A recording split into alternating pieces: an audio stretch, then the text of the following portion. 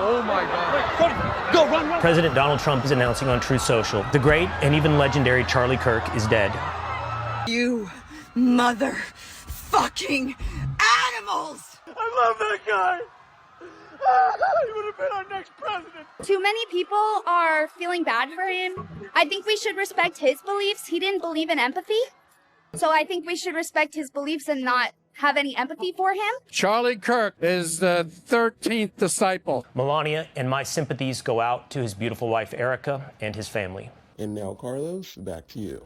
Good afternoon, this is Carlos with another episode of Carlos Connections, where we investigate everything because everything is connected. On September 12th, 2025, 2 days after beloved conservative commentator Charlie Kirk was publicly assassinated, his wife, Erica Kirk, took to social media and the podium to address the nation. Clips and images went viral of Erica Kirk's stern face as she said, "You have no idea what you just have unleashed across this entire country.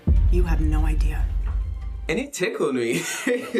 And then 2 weeks later, at Charlie Kirk's memorial service, Erica Kirk's walk to the podium included sparklers, which reminded some social media users of a WWE entrance. And then I started thinking, this whole thing is so unserious, so campy, and kind of funny.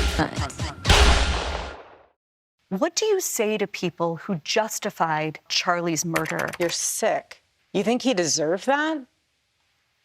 Tell that to my 3-year-old daughter. Before we start, I want to make it clear that I am in no way celebrating or making fun of Charlie Kirk's death or the very real mourning that his wife and child are going through. The element that tickled me was the campiness in Erica Kirk's public responses. In 1964, author Susan Sontag wrote her article, Notes on Camp, an essay that brought the aesthetic sensibility known as camp to the mainstream. Susan defines camp as a certain mode of aestheticism. It is one way of seeing the world as an aesthetic phenomenon. The way of camp is not in terms of beauty, but in terms of the degree of artifice, a stylization. Camp is art that proposes itself seriously, but cannot be taken altogether seriously because it is too much. Camp values theatricality and exaggeration over seriousness or realism. How something looks rather than what it means. My feet! I can't move my feet! My wheels! My God, I can't move my wheels. It's as if we're glued to the spot. You are. And I want you guys to keep this term in mind because it'll be the key to understanding this video. If you're an illegal alien, this runway is your future because you're headed home. I'm Kristi Noem, the United States Secretary of Homeland Security. Thank you, President Donald J. Trump, for securing our border. When I saw that ad, I was like, this kind of reminded me of Booker T. It's non-stop from this point on in WCW. Hulk Hogan, we coming for you, nigga. You cross the border illegally, we'll find you. Break our laws, we'll punish you. Harm American citizens, there will be consequences. That ad had a similar tone to Erica Kirk's public responses and how Erica would constantly be shown crying and looking skyward, and it reminded me of that same kind of theatricality. With this ad, however, I was just wondering how this lady with such a harsh message was presenting herself with heavy makeup and coiffed hair and obvious plastic surgery.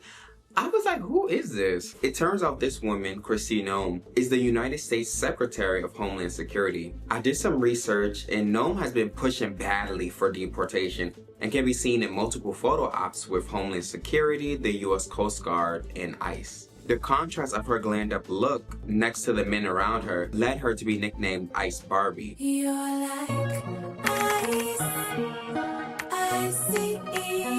Our Secretary of Homeland Security, Kristi Noem, has been tackling the crisis at the border in an interesting way by playing dress-up. She has so many different looks. She's got police officer, she's got cowboy, biker, soldier, sailor, construction worker, and Native American. She dresses up as all the village people. And that idea of being glammed up while your surroundings are more serious reminded me of Elle Woods from Legally Blonde. And Elle Woods is funny.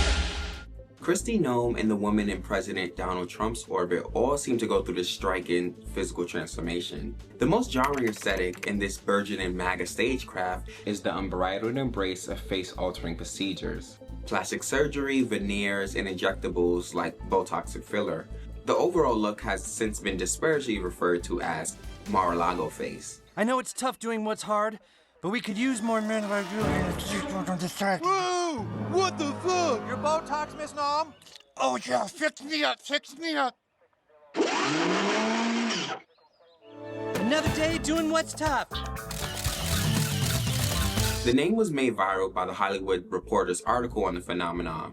Named after Trump's resort home in Mar-a-Lago, Florida, the look has been taken up by both Republican women and men. Mar-a-Lago face. How would you define it? Cartoonishly feminine, like a 23-year-old who looks like a Bratz doll, except she's 40 and you don't understand why she looks like that. This much, you know, level of TV makeup and the spray tan, the lip filler, the nose job, the fake eyelashes, the fake, you know, everything, to the point where, you know, Trump can spot you from across the room and say, I don't know which one that is, but I know she's one of mine. And this is my take on the Republican makeup, I guess you could say Mar-a-Lago face. Like, I wanted to give, you know, like the under eye that Trump is known for, and, you know, a lot of heavy blush and dark eyes, Melania. When Trump publicly stated that he was considering Kristi for his running mate, Noem soon debuted new dental work, and though she didn't make Trump's running mate, she was appointed to be Trump's head of Homeland Security. And you're not allowed to say it, so I will not. You know, you're not allowed to say she's beautiful, so I'm not going to say that. And despite not having a background in law enforcement and never working with the Homeland Security Department, it didn't matter because Noem had the face for the job. In her ads for South Dakota jobs, Noem is seen dressed in different blue-collar jobs while wearing a full face of makeup and pearl earrings. And he said, Kristi, do you know those ads that you did in South Dakota? Those beautiful ads. Those beautiful ads. He said, I want you to do those for the border. And I said, well, sir, I don't know how that works. You mean the ones where I was a plumber?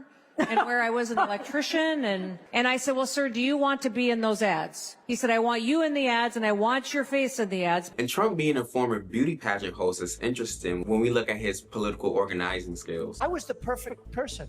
I was like central casting. These are central casting. If I'm doing a movie, I pick you, General. The red suspenders, handsome, beautiful, smart. You couldn't get better central casting. These guys are central casting. There's nobody in Hollywood that looks like these people. So you look like central casting. You look like Tom Cruise, but maybe better.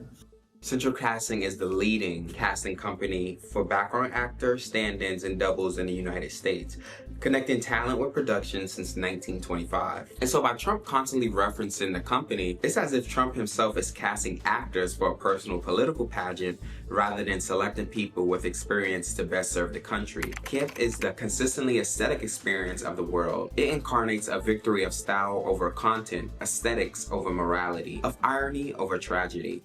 Today we grieve for the 4 heroic American service members who have been killed in action. See that nice drape? When that comes down, right now you see a very, very deep hole. But in about 1.5 years from now, you're going to see a very, very beautiful building. I picked those drapes in my first term. I always like gold. I believe it's going to be the most beautiful ballroom anywhere in the world. And when you hear all that hammering out there, you know why the First Lady is not thrilled exactly.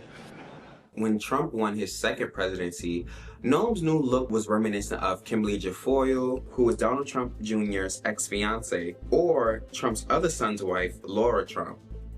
This approach to political image making has its roots in the pantomime femininity of Phyllis Schlafly and Sarah Palin, where the promise of a powerful woman was defanged by her participation in the pageantry of traditional gender cosplay. Speaking with Marie-Claire, Melissa Rain Lively, founder of America First PR, an anti-woke publicity firm, she says, the Trump woman is elegant, powerful, hyper-feminine, and always looking impeccable. Whether it's like a floater-style dress or sky-high Louis Vuittons at a rally, she knows how to own her femininity and command the room. And she does it with unapologetic style. It's Aspen meets Mar-a-Lago Power Princess with the Paris pharmacy in her Birkin. Conservative women are reclaiming femininity as a source of power. We know that you don't need to tone down yourself or look masculine to be in a leadership role. Femininity is our weapon, and by being beautiful and elegant, you can get a lot more out of life than you can by looking like crap. In that same article, I was surprised to see Elle Woods actually be brought up by one of the women in Trump's personal circle, which is White House correspondent Natalie Winters. Think Make America Hot Again meets Elle Woods. I think a feminine beauty standard is the norm that women are drawn to, absent a culture that promotes gender as a spectrum or the masculinization of women. So the women who inhabit Trump's world are naturally more immune to those forces, ideologically and in practice. Even though Mar-A-Lago Face is trending now, its uniformity reminded me of the bottle blondes of Fox News past. Hi. Oh my God, it's Anchor Barbie. Fox News was a right-wing world where its female news anchors adhere strictly to the male gaze. Early on, he realized for a network to stay on 24 hours a day, you need something to hold an audience. That something is legs. There's a reason for clear desks. We need you in a shorter dress. But you know that they're going to take any opportunity to turn this into a racial issue. Go to the wide shot. I want to see your goddamn legs.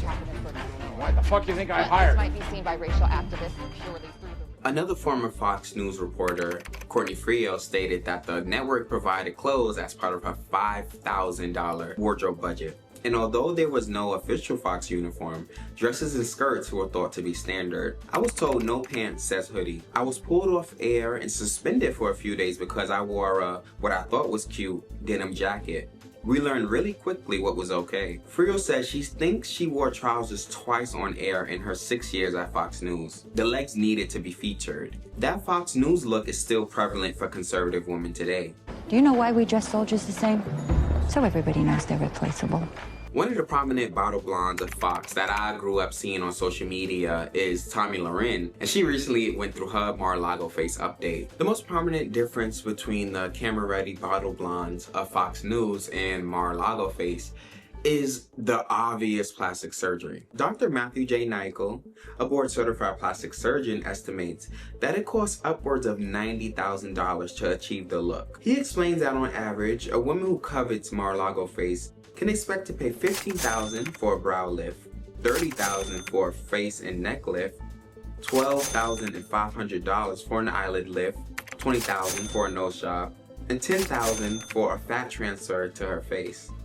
To complete the look, women will likely pay several thousand more on Botox, fillers, neuromodulators, microneedling, facials, peels, laser treatments, and medical-grade skincare products. These additional costs can easily add up to another $2,500 for a grand total of over $90,000. Even though Mar-A-Lago Face is somewhat new in the political sphere, it's not so new in another public media sector, reality television. Reality TV shows, which are mainly watched by women, have adhered to a straight white male worldview since its inception.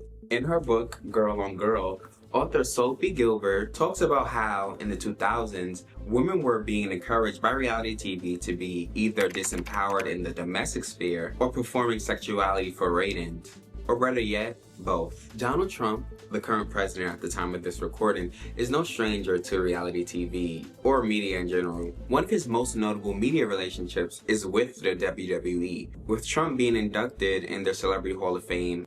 Adding to his prolific media career is his tenure as owner of the Miss USA pageant, a pageant that Erica Kirk competed in as Miss Arizona back in 2012. During his tenure as owner, Trump was said to walk into dressing rooms of the contestants, some as young as 15. During one of his inspections, Kerry Regine recalled in her memoir that Trump would try to turn the contestants against each other by lining them up and asking them who was the most beautiful in the room. I'll tell you the funniest is that I'll go backstage before a show. Yes. And everyone's getting dressed and ready and everything else. And, you know, no men are anywhere. And I'm allowed to go in because I'm the owner of the pageant, and therefore I'm inspecting it. You know, I'm inspecting. I want to make sure that everything is good. You're there. Yeah, the dress. Is everyone okay? You know, they're standing there with no clothes. Is everybody okay? And you see these incredible looking women. And so I sort of get away with things like that. I'm automatically attracted to beautiful. I just start kissing them. It's like a magnet. You just kiss. I don't even wait. And when you're a star, they let you do it. You can do anything. Whatever you want. Grab them by the... Footage from 1992 found in the NBC archives shows the future president welcoming Jeffrey Epstein to his Mar-a-Lago estate. The get-together more than a decade before Epstein pleaded guilty to prostitution charges in Florida. Both men are seen enjoying themselves, Trump pointing out women dancing in front of them. What would you do? Playboy put Ivanka on the cover. She does have a very nice figure. I've said that if Ivanka weren't my daughter, perhaps I'd be dating her. You know. Stop it! Oh, it's so weird. Ivanka, what's the favorite thing you have in common with your father? Golf. Donald, with your daughter?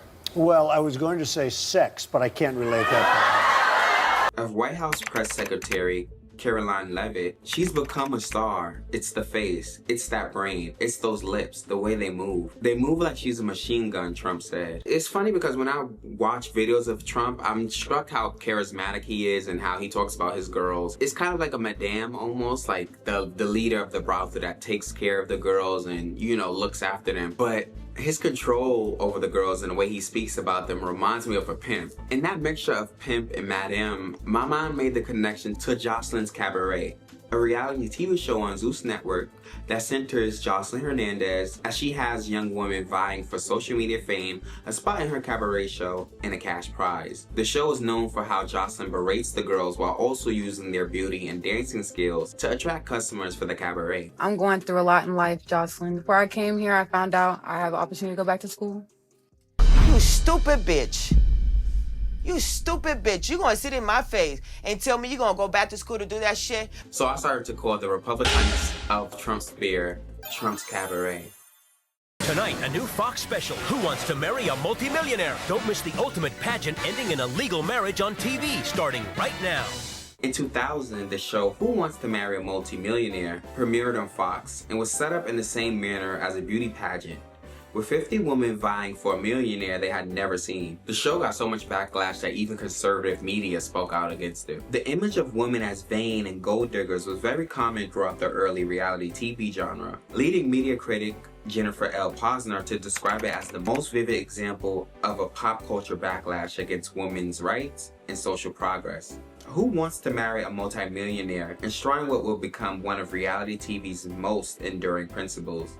The idea that a woman's value corresponds to her success and catering to the desires of others. And once we move further into reality TV history, we see a rise of makeover reality TV shows. What makeover shows relentlessly emphasized during the aughts was the idea that there was only one way for women to look: intensely feminine, straight, sexy, middle class, and white, or at least with any visible signs of difference chiseled into submission.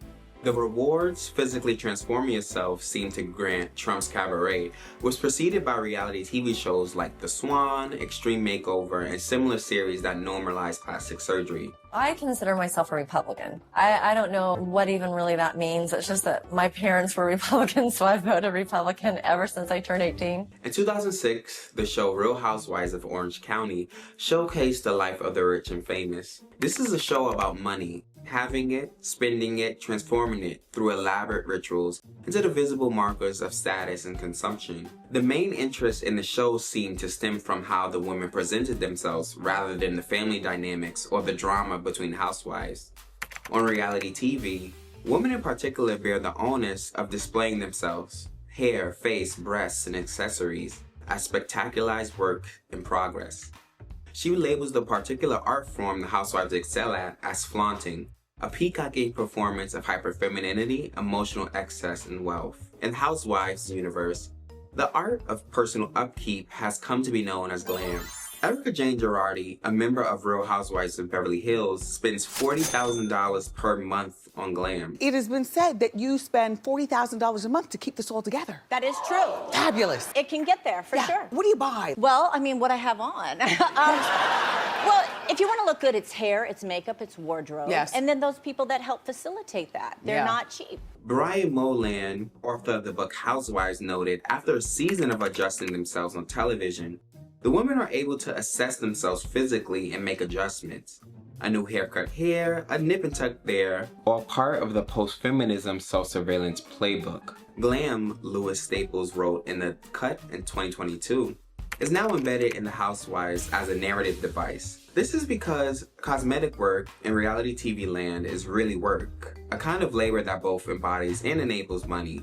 It's glam more than anything else that signifies how the women on the shows transform from real people into TV celebrities. And the promise is that for us, watching at home too, such enhanced status can be bought. Housewives, by way of their evolving presence on our screens, normalize what academic Sandra Barkted called the disciplinary project of the feminine body. So most reality shows feature glam prominently, such as WAGs, which is Wives and Girlfriends, WWE's Total Divas, and the Kardashian franchises aren't too dissimilar from Trump's Cabaret. However, a reality TV show that most vividly showcases the disciplinary project of the feminine body is RuPaul's Drag Race. The show portrays the campiness of femininity and gender as a whole through its contestants, the drag queens. And drag queens are country.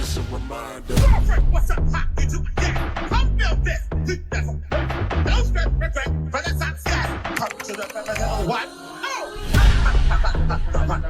Come to the feminine one. Oh! It's a reminder.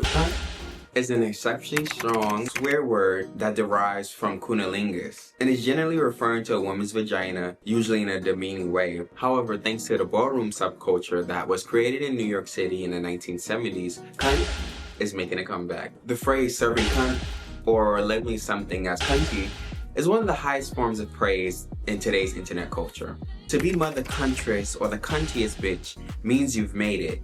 Think ballsy or baller, but for women. In ballroom culture, queer, black, and Latino people, and especially black trans women, have used adjectives like pussy and fishy and cunty as ways of meaning feminine superiority. Y'all give me some tips on looking more pussy. I just want to look cunt. The people say I look like a man. I just want to be the fish. I want to go out and be the girl and just no one ever notice. Like, should I do a shoulder reduction? Should I start taking hormones? Should I get an FFS? Like, should I get my shit lifted up? Like, what should I do? Ladies, trans, everyone, just let me know what I can do to be more pussy. I want to be more cunt. Media, like the 1990 documentary Paris is Burning, shed a light on the inside of the ballroom culture. Balls. You go in there and you feel 100% right being gay. That's not what it's like in the world. You know, it should be like that in the world. Society, they going to a football game, basketball, that's their entertainment. Yeah. You know, a ball is ours. We prepare for a ball. We may spend more time preparing for a ball than anybody would spend preparing for anything else. A ball is the very word. Whatever you want to be, you be. So at a ball, you have a chance to display your arrogance, your seductiveness, your beauty, your wit, your charm, your knowledge. You can become anything and do anything right here, right now, and won't be questioned. Those balls are more or less like our fantasy of being a superstar, you know, like the Oscars or being on a runway as a model. That's the ball. RuPaul's mainstream success as a drag queen in the 90s led to her having a talk show of her own on VH1, and later, her reality competition show, RuPaul's Drag Race, moved queer culture even further into the mainstream during the 2000s and 2010s. Feeling like pussy, feeling like cunt, feeling like pussy, feeling like cunt. In the 2020s, we see Beyonce pay homage to the ballroom culture as well, with samples including Kevin Avianta's Cunty and ballroom mic legend Kevin Jeezy Prodigy. Jules Gill Peterson, Associate Professor of Trans History at Johns Hopkins University, says, the C word connotes a desirable, energetic, sexual, undeniable kind of confidence and recognition by your peers. A phrase like serving cunt is an affirmation. It's a form of recognition of having crossed a really difficult threshold of not just a beautiful look or a really well put together face of makeup, but achieving a higher state of being that can be something really important for people who are queer or trans. There's a language of cunt that many may not understand if they're outside the queer community, especially when cis women hear words like fishy or cunty. Because historically, these adjectives for cunty have been used in all Western languages by men about a woman's body in order to put the woman down. However, the intention is the complete opposite of that. Ambrosia Gorgeous, from the Berlin branch of the Gorgeous House of Gucci, explains that pussy is an energy. It's not defined by the bodies we were born in. From my cis woman perspective, and you know, having an actual pussy, to finally be able to live her unapologetically in a safe space in front of people and channeling all this energy from your lap, that is pussy to me. When it comes to being pussy, It has nothing to do with sex. And what makes the reclamation of cunt by queer and trans people so iconic is that even though second wave feminist Germaine Greer tried to reclaim the word by telling women to love your cunt, in her view, Greer didn't see trans women as valid in her feminist expression. And apparently people have decided that because I don't think that post-operative transgender men, i.e. M2F transgender people, are women, I'm not to be allowed to talk. A great many women don't think that post-operative or even non-post-operative M2F transsexual people look like, sound like, or behave like women. And though Greer's 1970s campaign for the reclamation of cunt never caught on, the LGBT community was able to successfully reclaim it in the eyes of the mainstream. Thus, an insult that earned its cruelty from the patriarchy, from being hateful when directed towards women and emasculating when directed towards men, has been reclaimed to draw on its feminine association in a positive and inclusive manner. Breast so soft, body so tight, stomach so flat, the nerves are so con, the titties is soft, the body so soft, the breast is so soft, the pussy so wet, the pussy so con, the pussy so wet, the pussy so out, the pussy to the pussy, the pussy so out, the pussy so yeah, the pussy so out.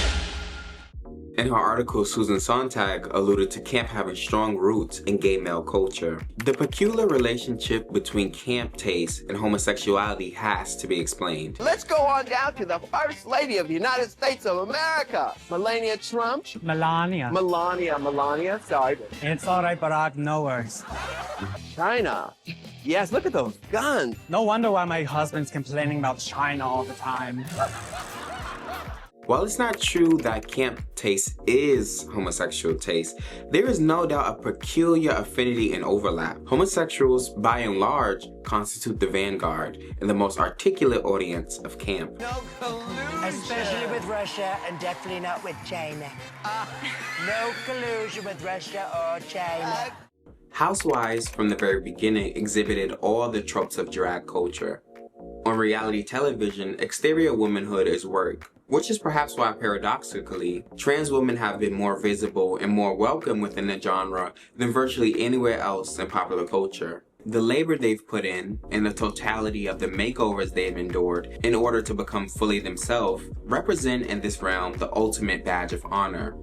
Would Rue ever join a cast of Real Housewives? On RuPaul's Drag Race, there are several many drag queens there. I don't need to join another drag queen show. Okay. Who of all the housewives is the biggest drag queen? Nene Leakes! Oh, Nene is giving trainee. No, it is. I don't even recognize her. I almost need a side-by-side of when she first hit the scene on the Housewives of Atlanta. That face is slim, it's real chiseled, that nose is pulled together, that the things, I'm like, girl, Nene, no, you are a real woman. And to know that she's 56 years old, and she looks good. She can walk a ball. Yeah, you called me a trainee. I said trainee. There's a difference. I said you were giving trainee. What's a trainee? Well, I'm a trainee. When you give trainee, bitch, you giving it. Okay. You're giving it. Okay. We were saying, bitch, how beat you are. Yeah. We were saying this bitch is beat. Right. That bitch is in her lash, she's in her shoe. We were not calling you a man. Right, because you are all woman. That's what we were saying. There you go. The people were so busy because they try to say like we girls that are trans are like we're men. Okay, we were born male. Right. Yes, we were born male. Right. But bitch, when you giving trainee, you're giving. You're giving. Y'all thought that she was calling Nene Leakes a tranny, but she wasn't calling her that. She called her a trainee. A trainee always got that shit on. She's always in a lash, shoe, hair, a bag. She got her Chanel bag, her Louis, her Goyard, something on expensive, bitch. She looks nipped and tucked. Bitch, that's what that is. It's no coincidence that so many conservative women these days bear remarkable aesthetic similarities to reality TV stars, with glam preeminent above all else. In a dominant mode of self-presentation seeming so unnatural it hardly reads as human. For one thing, Trump set the visual standard for contemporary right-wing politics, and he's a reality TV star himself, with a yen for tacky, monstrous excess. Still, the requirement that women on the right conform to highly feminine, sexualized standards of dress is also the logical outcome of an ideology that prizes women as wives and mothers above all else. To look any other way is to instantly diminish your own value. Some might call it gender-affirming care that the right can get behind. It's drag, with all the campery and inauthenticity that implies. Drag culture is one of the most influential living traditions of camp. With its enormous wigs, dramatic makeup, and theatrical costumes, drag amplifies femininity to an absurd degree. The exaggerated lashes and lips, breastplates and paddings, and stylized gestures fit perfectly with camp's love of things that look artificial rather than natural. It will henceforth be the official policy of the United States government that there are only two genders, male and female. Far-right conservatives believe it's God's plan to have masculine men and feminine women and nothing in between. That a woman's biological destiny is to be a wife and mother and object of beauty. Trump declared that there are only two genders as soon as he was inaugurated, and the outrageousness of that position is mirrored in the outrageousness of the party's aesthetic. When they frame the use of these same exact tools by trans people as chemical and surgical mutilation, they are essentially playing God. They are saying that these unnatural interventions are only acceptable for cisgender women. By co-opting beauty rituals historically used to subvert gender norms, Republicans are weaponizing their aesthetic to draw a boundary. Only those who conform to their gender beliefs are permitted access to the tools of so-called femininity. Really quickly, I want to introduce the concept of context collapse. So social media sort of accelerated the normalization or neutralization of this word. When we have this context collapse, which starts on social media, where people see other people using a word, they don't understand that it's part of the vernacular of an in-group. They then replicate the word and a bit of the meaning is diluted.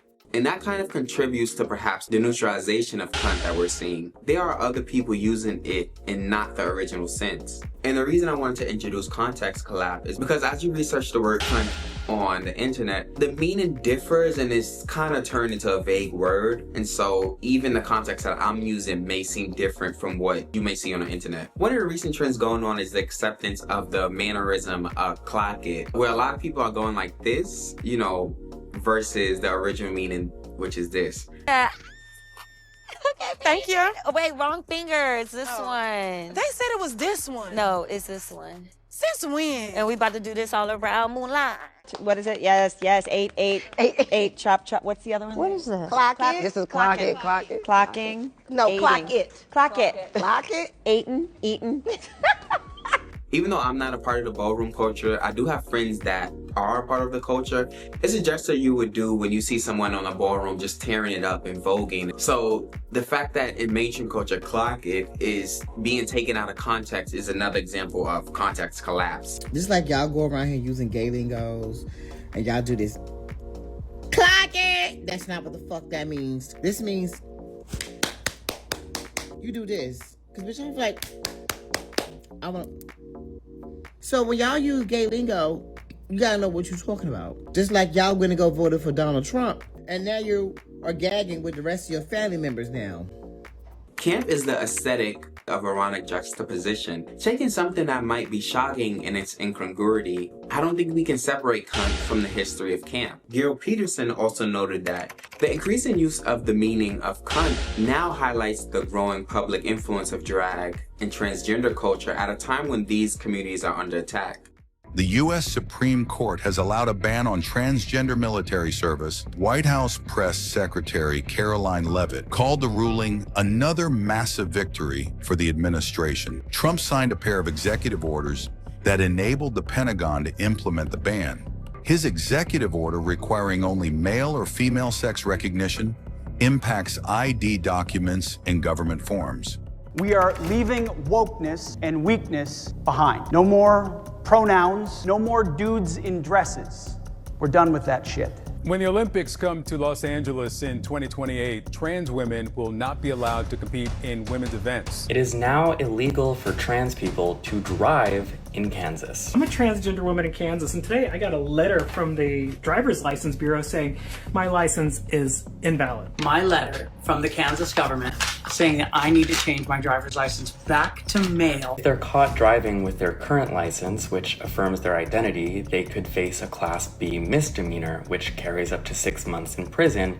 Of course, prisons that align with their sex assigned at birth. Now, you may be wondering, if there's no grace period, how can they drive themselves to the DMV to get a valid license? Because giving trans people paths to freedom is not the point.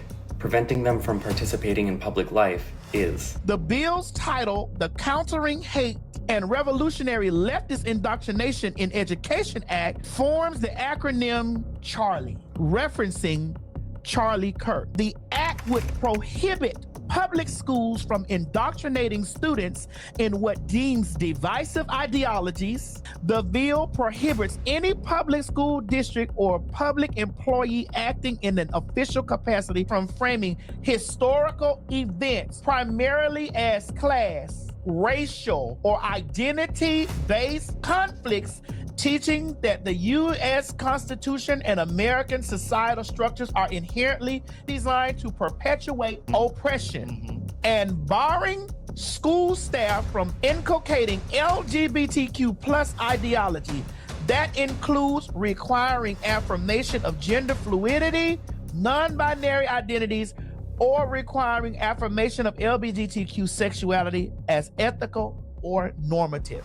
At the center of the political conversation right now is the Save America Act. President Trump initially wanted this to be about voting and requiring passport or citizenship to register to vote, but then added trans legislation prohibiting transgender athletes from playing on sports teams aligned with their gender identity, banning already rare surgical procedures for trans youth. What do you make of that making its way to a voting bill? You need people to vote. And so the way that you garner votes is you fearmonger, especially from this regime.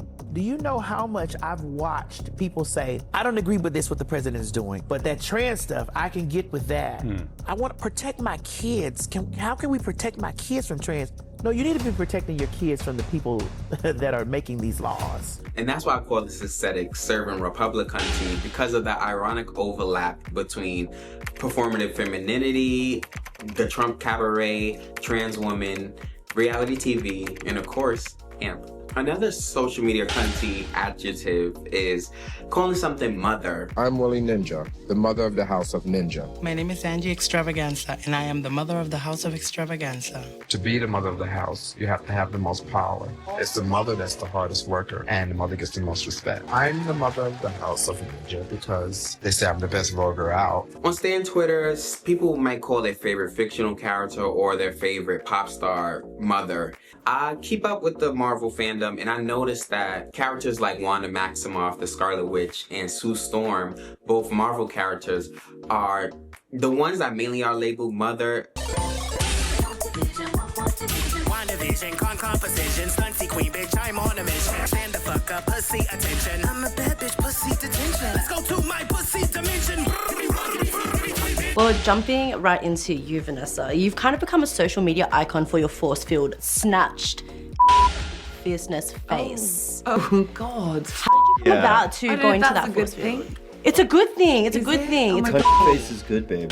Face just means fierce, like fabulous, beautiful, strong. It's good. Okay. Independent. Promise. What makes these two characters particularly interesting is that this version of cunty would tie mothering with fictional characters that are actual mothers and wives, mirrored by the reverence of wives and mothers on the right. On TikTok, the algorithm tends to reward some of the most regressive advocates for modern womanhood. Trad wives sell a sanitized and extremely white, nostalgic ideal of traditional gender roles that turns the performance of domestic work into a lucrative business. And I had heard of trad wifery before, and so I thought it would be a fun other dimension of the Republicunt. And so I decided to dig into the women influencers of the right, and I was expecting to find the same campiness that the women of Trump's Cabaret and the women of reality TV would have. And boy, I was wrong. Alright guys, that was it for part 1. Be on the lookout for part 2 next week. And the full video will be available on my channel coming soon. And here's a preview of part 2. The positive woman looks upon her femaleness and her fertility as part of her purpose and her power. She starts with the knowledge that America is the greatest country in the world and she must do her part to keep it that way. The positive woman is pro-family and pro-life and pro-American. What a beautiful morning to be a woman, and the best possible time to be a Republican. Welcome to Stepford.